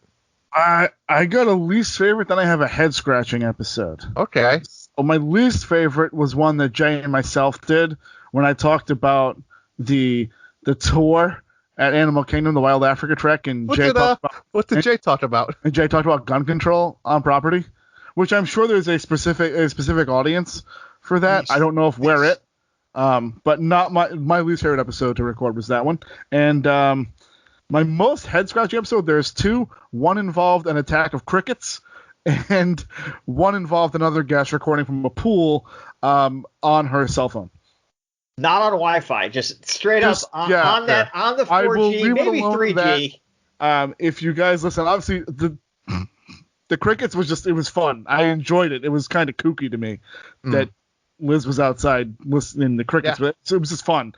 But the other one was just brutal, and I wanted that episode to be so good. I wanted that episode to be great, and I mean it did okay. Actually, it did. It did well, but. Liz is a well-known author. She has a lot of really good... No, I meant the other one. The Liz episode was fine. Oh, sorry. The other one was surprisingly... That was an edited masterpiece, by the way, not to toot my own horn, but... That was Drew's crowning achievement on this podcast, was making lemonade from lemons. So, I can't pick just one. I mean, that's like telling me to pick my favorite child, but I'm gonna highlight a couple. So, Goomba. I tell my kids that. I tell my kids every day that I love my dog more. That's not a joke. It's truth hurts. I get it. You know. Anyways, oddly enough, and this may be making a return sometime very soon. I really enjoyed the Disney Villain Battle Royale, where we legit just put villains in a hat, pulled them out live, and it said, who would win in a fight. And that was a lot of fun for me. No research required, and it was literally an episode where you had no idea what we were going to talk about going into it because you didn't know what the matchups were. That was an all-time great for me. I will say the concept episodes, they're hit or miss. The Halloween one, we did the Film Awards, Bub. Me and you put a lot of effort into that. That was a ton of fun. I stand by the creative episodes. They're fun creatively to get away from the monotony of this happened at Magic Kingdom today, this happened at Epcot yesterday. I like the break. Yeah, I 100% agreed. And then even with the Haunted Mansion one, we went with such a unique take on that. But it's actually genius if you think about what the story is telling. And I actually had on the back, he's throwing around the word genius for that. You two, both of you guys, when you saw the pretty much script I had written with the sound cues, like I enjoyed editing that episode. It was a blast. But I am going to, I don't want to say surprise or shock you, but maybe you didn't see this one coming. I'm going to go with one of my all-time favorites was episode 95, The Greatest Showman. And the reason is for a lot of reasons. One, we got to sit down with Dana, which I didn't have the opportunity to sit down with earlier. And Dana is such a fun, unique guy in a way where here's a guy that just found us as a fan, where we've gotten to know, and it goes back to, I think, Tim's comment earlier, someone that we never would have met. And it was really fun chatting with him. And I loved the setup and style of talking about a movie and breaking down that movie into a fictional and non-fictional way and just having fun. And I have to say, it's probably one of my favorite intros that we've ever had. But it was just a fun, relaxing time that was like really good content as well, I felt. Yeah, I mean, you could argue that structure of Greatest Showman kind of led us to how we do Welcome to Westview. I think it helped that, and I think it's going to help drive a lot of season 2 content. I truly do. I think it's just an easy, unique way to go about doing that. As far as worst episodes, man, clearly it was Disney Quest. No, I mean they have a lot of balls, but I don't know. I forgot about the Disney Tonight Show. that was a blast. I don't have. You know what? I do have a worst episode, and I don't mean this in a negative way for anybody listening out there, but the very first bonus episode we ever did, I think we got almost too excited. And it was when we had the gentleman Pat and his girlfriend at the time, Stephanie, where we recorded an episode about Galaxy's Edge when they just went and visited. It was like the day it opened. And I just don't think we were ready, Bub. It was our first guest, and we weren't ready. We didn't really know how to handle it. Completely agree. And I think it was a poor product of ours. I think it was a poor display of what we can do. And I think that's the only reason I'd love to do it again now. I'd love to redo it. It would be an entirely different episode. I'd love to redo Star Wars. That episode sucked.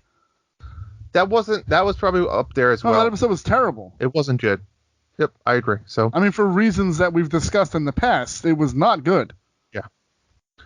So we have just a couple more things we need to just do, and then we'll wrap up. So first one I just wanted to go over quickly was Patreon. I know we've been pushing it, but I really want to just one last time push it because we have a lot of exclusive content. You keep hearing Welcome to Westview. Welcome to Westview is a new podcast series that myself, Bob, and Tim put out every single week, every Sunday. It's out on Patreon, and the episodes are on between 10 and 20 minutes, and it's an episode breakdown of the new show on Disney Plus, WandaVision, which really follows both Vision and Wanda, and it's a really fun take. Tim and Bob know a little bit more than I do, but I bring a different, unique aspect to it, and these guys bring their comic book knowledge and their MCU knowledge to the table, and it's a really fun breakdown. I stand by that being some of the best content we've put out. I really enjoyed the WandaVision, the Welcome to Westview.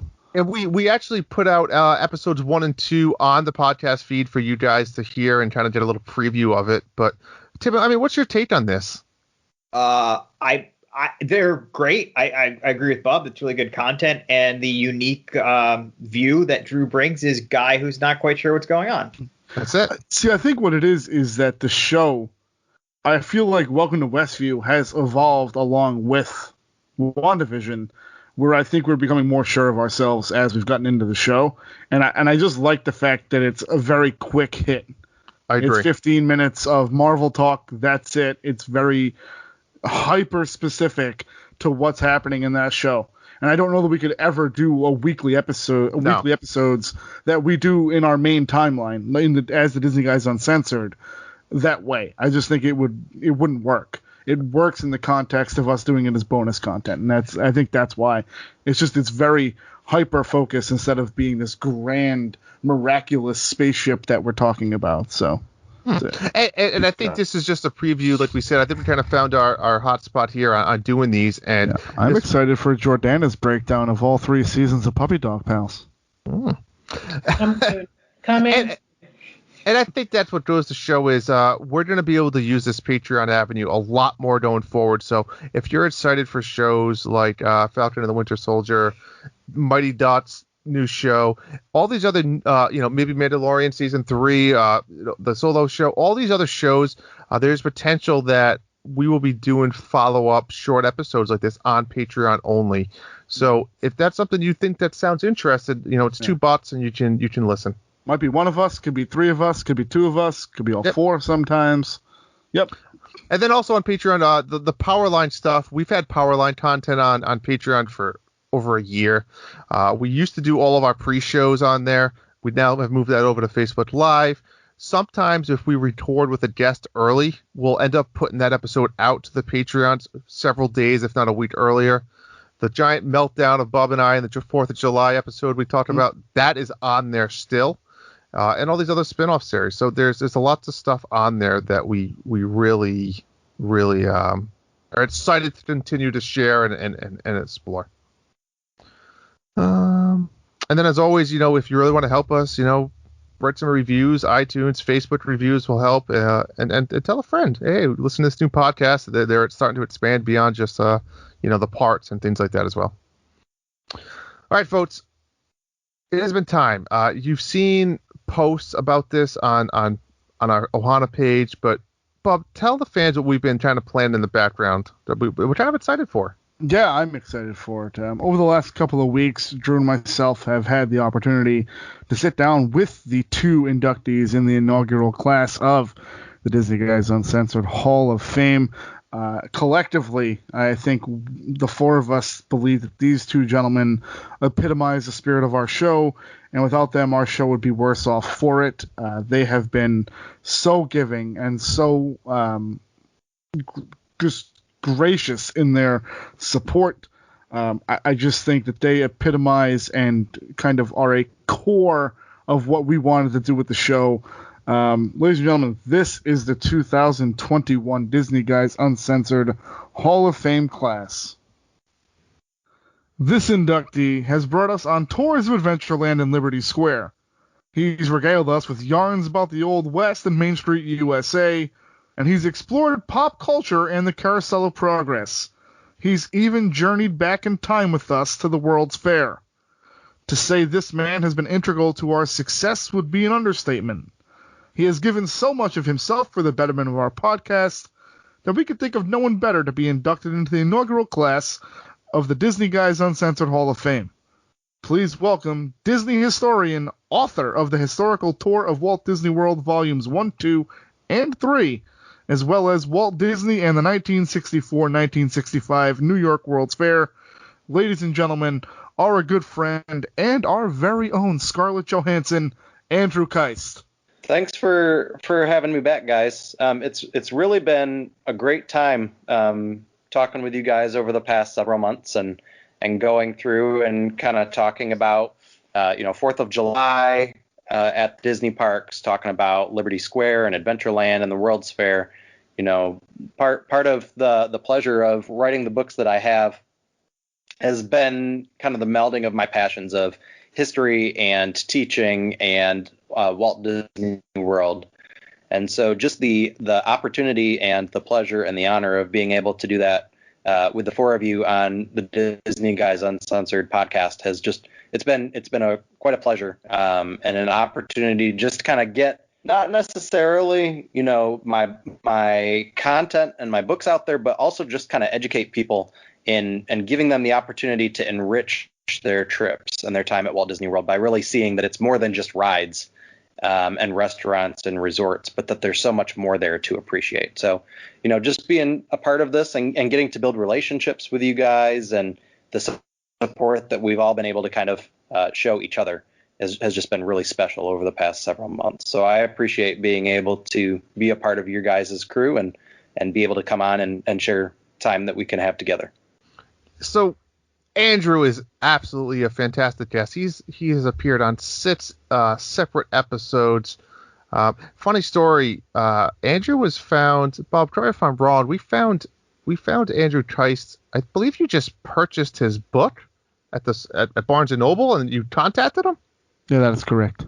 And fascinating. And now he's become one of our one of our favorite listeners and interactions and most appeared guests of all time. So crazy story. I mean. Fascinating story in a way. What's your guys' take on Andrew overall? Tim or Jadana, you have anything you want to say or comment about Andrew?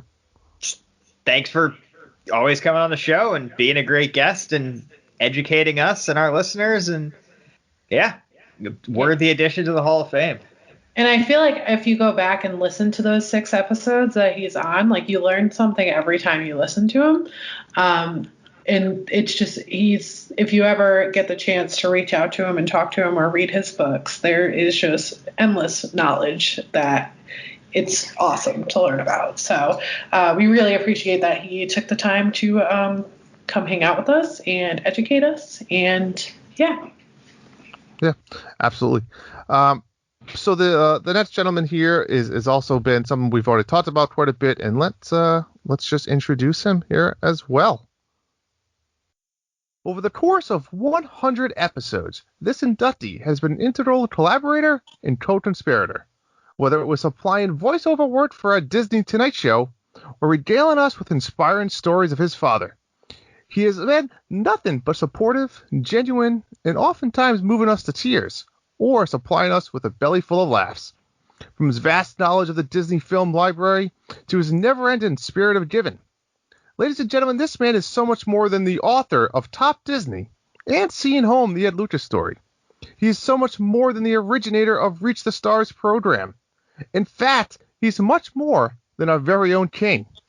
He is in fact a mentor, a sounding board, and a friend. And no help from the BBWAA, he would like to introduce Chris Lucas as a charter member of the inaugural class of the Disney Guys Uncensored Hall of Fame. Thank you so much. First of all, it's an incredible honor. I appreciate it. I don't have the words to say right now to say how much this means to be part of the Hall of Fame class. Again, as you mentioned, the BBWAA with my dad, the Baseball Hall of Fame.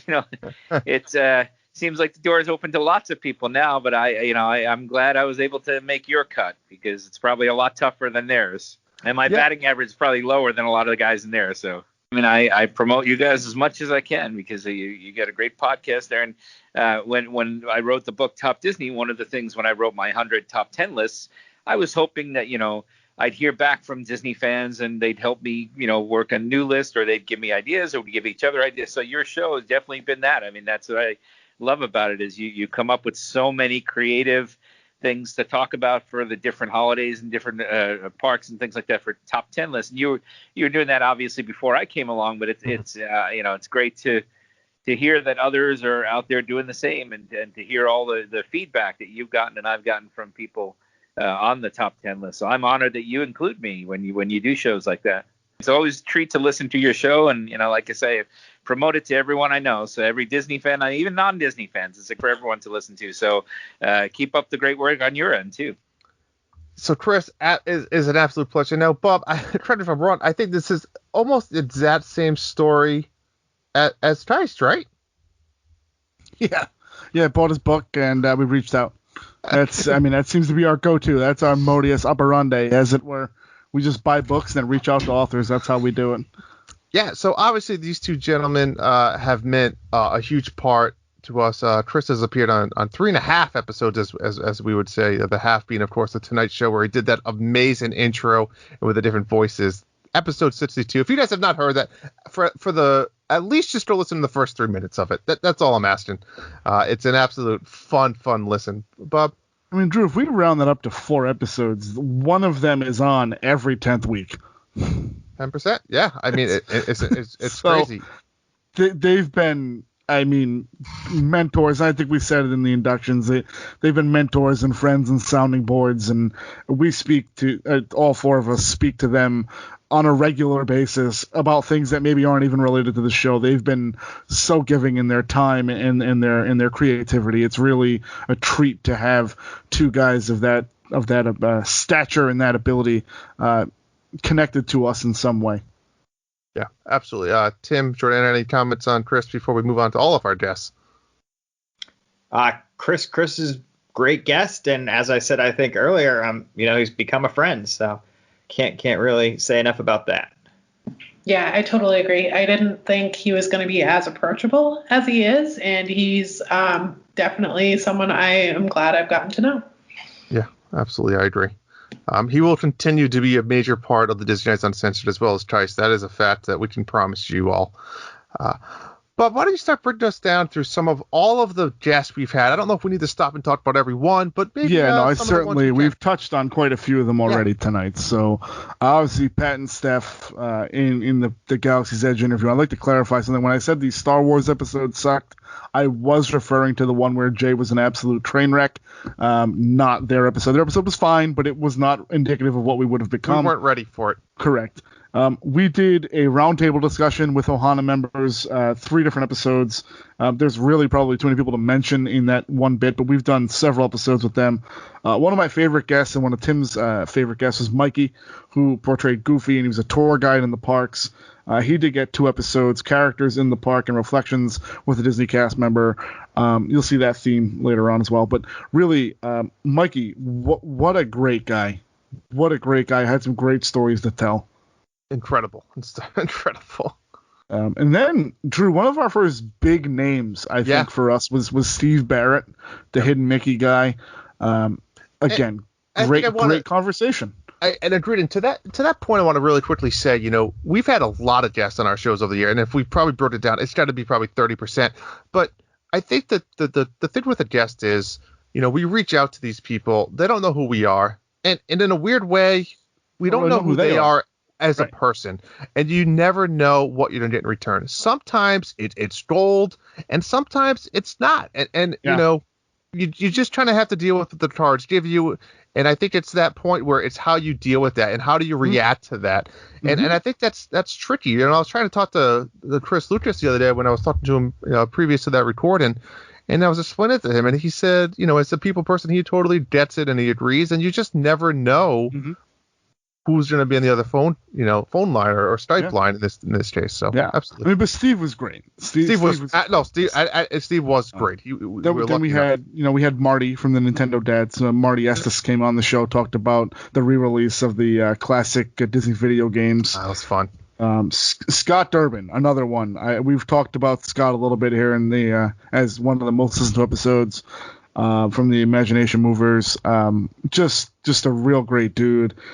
A lot of great stories in that episode that maybe weren't even about Imagination Movers, just about those guys and the show that they do. It's great. And then truly the biggest surprise me when I was looking at this list is Eric and Bill from the Disney Image Makers were just so great to talk to. They were just such great guys. And not even about photography. They were on talking about DVC. Yeah, great dudes, just so open to their information.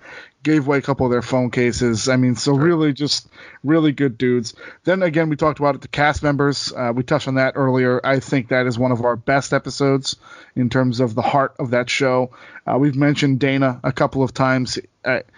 Dana, I don't think there's enough adjectives to describe how great of a guy Dana is for the show. And again, another guy that I think we've all grown really close with and consider him more of a friend than a resource, as it were. I think we consider Dana almost an unofficial Disney guy at this point, just constantly reaching out to us, giving us tidbits. He's got great stories to tell. Yeah, just a really good dude, just a really, really great guy.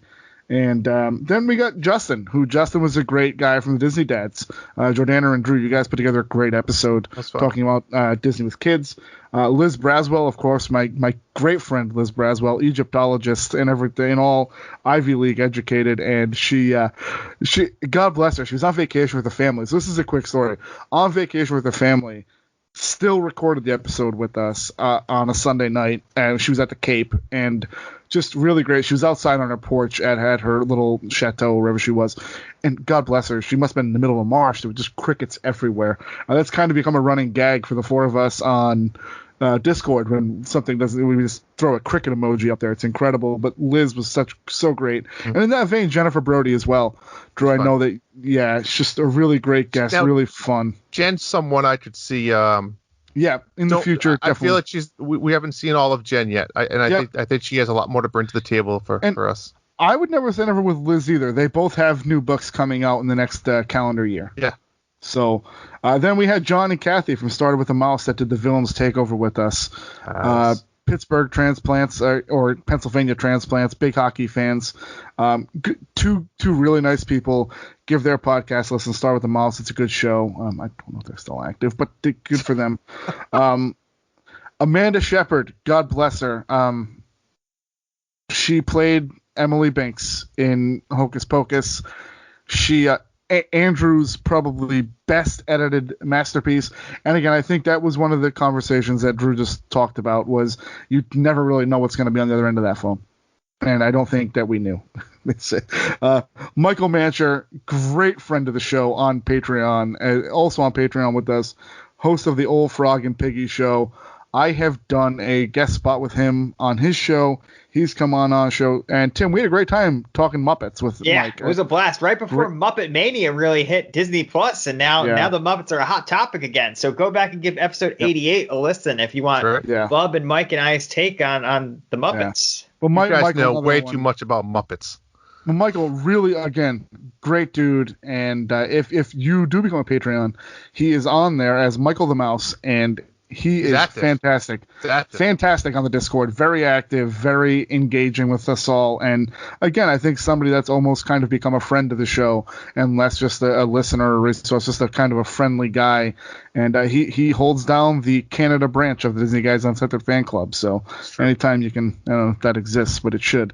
And of course, I think through all of these guests, and really we kind of reach the mountaintop with this one. I think it's probably one of our cleanest interviews, was Carly Wiesel, who was, just a sweetheart, Tim. Consummate professional. From the day that you emailed her to the day we recorded, and then for a week or two after, just nothing but class, and I really hope you guys, if you haven't listened, and a ton of you have listened to that episode already, go and listen to episode 96. It is a treat. One of my favorite episodes of the last few weeks. One of my favorite episodes of the last 100, to be honest with you. It was a great listen. She was a fun guest. And it's definitely noticeable when you interview or have other guests on the show that have podcasts of their own. You know, we've had a couple, and you can definitely tell their professionalism, their sound quality, and how to speak. Now, Bob, shame on me, shame on you, because I created a list. You double-checked it, and you added them. We did miss the one and only almost Mr. 3000 himself. Mr. 3000, Jeff writes, and I don't even know how I missed that. Jeff writes, guys, there can't be enough good things to say about Jeff writes. I mean, you talked about all-time bad viral news story. That was a big guest for us. Got him early, especially at that time that we got him. Yep. And that was one of those. I think I happened on an article and sent it to Drew and said, Drew, hey, find this guy's contact information and get him on the show. And Drew, within an hour, Jeff was, I'll come on your show. And it was just, it's great. And again, from me as the hard ass of this show, I am humble enough to know that this show would not have been a success as it is without every one of those guests. Agreed. And I thank them all. I would like to thank them all individually, but I think we just did. Yeah, nope, I'm doing that. Thank you all for all of your help and your giving, and stay tuned. Maybe at episode 200, you guys might be the next inductees into the Disney Guys Uncensored Hall of Fame. That's true, and I just want to say really quick, Bub, is to your point, you know, we talked about emailing guests and never knowing what's going to be on the line. We still get super excited, like little kids on Christmas morning when we get those email alerts pop up. It's getting to the point where, you know, oh my God, did they say yes? Did they say no? Why? And we're excited.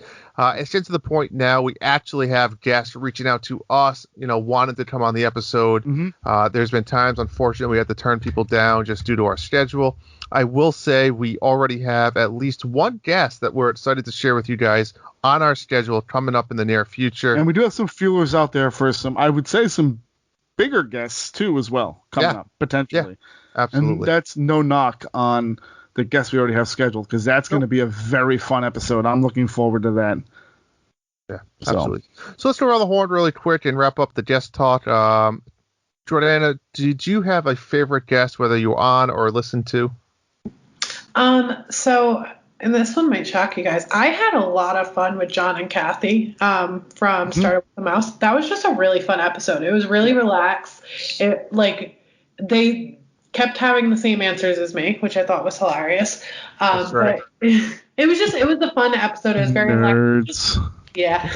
It was just nice to hang out with other people that also podcast that, kind of, and like I said before, just talk Disney with other people. So that was fun. I actually, Jordan, do agree with you, because I have a kindred spirit in John, who actually on the show that they do, Start with the Mouse, has John's rant corner, which is pretty much the entire podcast for me. Nice. But for John, he gets his own corner called John's Rant Corner. It's fantastic. That's awesome. Tim, what about you? I got to go with Carly. Yeah, you obviously have said that a couple times. I agree. Bob? Tough one for me, because I love everything we've done with Andrew. I've had so much fun, and I feel like he has just been so great, and obviously the Chris stuff. But for me, that second Mikey episode might be my favorite guest episode. That second episode was fantastic with him. And the first one was too. But the Mikey episodes were great. I loved Mikey. I really wish we could have found him to give us a blurb for this week, but just couldn't make it happen. As lame as it sounds, I have to agree with you, Bob. Mikey was a guy that spoke the truth. At that time, we were trying not to swear in episodes, and we just never knew what Mikey was going to come out of his mouth in a good and scary way. But that was when we were just relaxed. We were new. We were excited. Yeah. It was just a fun time. Yeah. So I agree with that. And we would be remiss if I didn't at least, and I know you already did, Drew, with Dana. Dana's been great. And I know that Tim had a blast talking shop with Dana. So Dana's been great too. So. Any other comments you guys want to mention before we wrap up the guest talk and move on to the most exciting part? What comes next? I think it's time to go back to the future, Drew. It's time. So, folks, we have been teasing it. We have been telling you about it. Season 1 is over. That's it. No more season 1 for Disney Guys Uncensored. And you ask yourself, what does that mean? Well, folks, I'm not sure we really understand what it means, but we can tell you exactly what we are doing to change. And there is change coming. And it's going to be in both a way that makes our life easier, a way for us to branch out a little bit differently and continue to grow, but as well as to honor all of the listeners that we've gained over the years and still stay loyal to them, to provide them the Disney content that, has helped us to grow, but also to attract new listeners and help us grow in that way. So that is going to kick off season 2, which is episode 101. You will see nothing different. You won't notice anything different visually. But once you start listening, you will see a lot of oddball things. I'm going to start off by saying you will hear a brand new intro song that is already done and ready to go. The first intro song really helped us express some fun music, kind of set the tone of the type of episodes we were going for, as well as express some Disney quotes that at the time kind of portrayed the characters that we played on the show, that we never really grew out of those characters. But now we kind of look at that. I don't think we really regret anything, especially with season 1 as a whole, but it's time to move on. So we have a new intro with some new upbeat music, some new quotes that really help branch out beyond the realm of the mouse, some may say. You will see. We've also put out a new trailer, so make sure you go follow that. I'll post the link everywhere, but there's a new trailer out there that helps summarize the season 2. It's exciting, super exciting stuff. So what does that mean for the actual episode? Well, folks, we sent out a survey, and we got a lot of your feedback, and we respect all of your feedback. Thank you so much for taking the time to fill it out, and thank you, Tim, for even putting that together. It's just another example of that stuff doesn't just happen with a snap of a finger. We put a lot of thought and research into the questions to ask you guys, and we really value your opinions. So I guess now is a better time than ever to announce the winner of the little contest that went with that survey. So again, we said if you filled out that survey, you had an opportunity to win a $15 kind of gift card of your choice. And we're happy to say that this winner has entered nearly 75% of the contest. This person has been a listener since day 1 of episode 1. And we're happy to tell you that Pat Costello is the winner of the $15 gift card of your choice. So reach out to myself, and I'll make sure that happens. So congrats, and thank you for always being a listener, Pat. All right. What does season 2 mean, folks? So we're introducing a new format. Bob, what are we throwing out the window? What is there no more in season 2? There'll be no more segments in season 2, folks. That's right, folks. So no more Buzzy, no more main topic segment, no more Random House of Mouse, no more news desk. But what does that really mean? Not a whole lot different. We're not going to break down this episode into mini topics. And I think what happened was we found in the past that we were forcing stuff. We were forcing BuzzTube every week when we didn't need it. We were forcing news because we felt like we didn't do news in a long time. We were forcing Random House of Mouse. There was times we wrote Random House of Mouse on a Monday night before we recorded because we didn't know what we wanted to talk about. Now it's trying to be focused on the main topic of the episode that week. If there's a major news item, we'll still introduce it into the episode, but it'll be more of a sleek and way where it's not just now let's do the news, now let's do BuzzTube, let's do the main topic. It's just going to be a more natural flowing, less structure episode, and I think that will naturally lead to a little bit shorter episodes, which will target closer to 60 to 90 minutes, not like this one here. Based on tonight, they're going to be longer. Yeah, well, a lot to talk about tonight.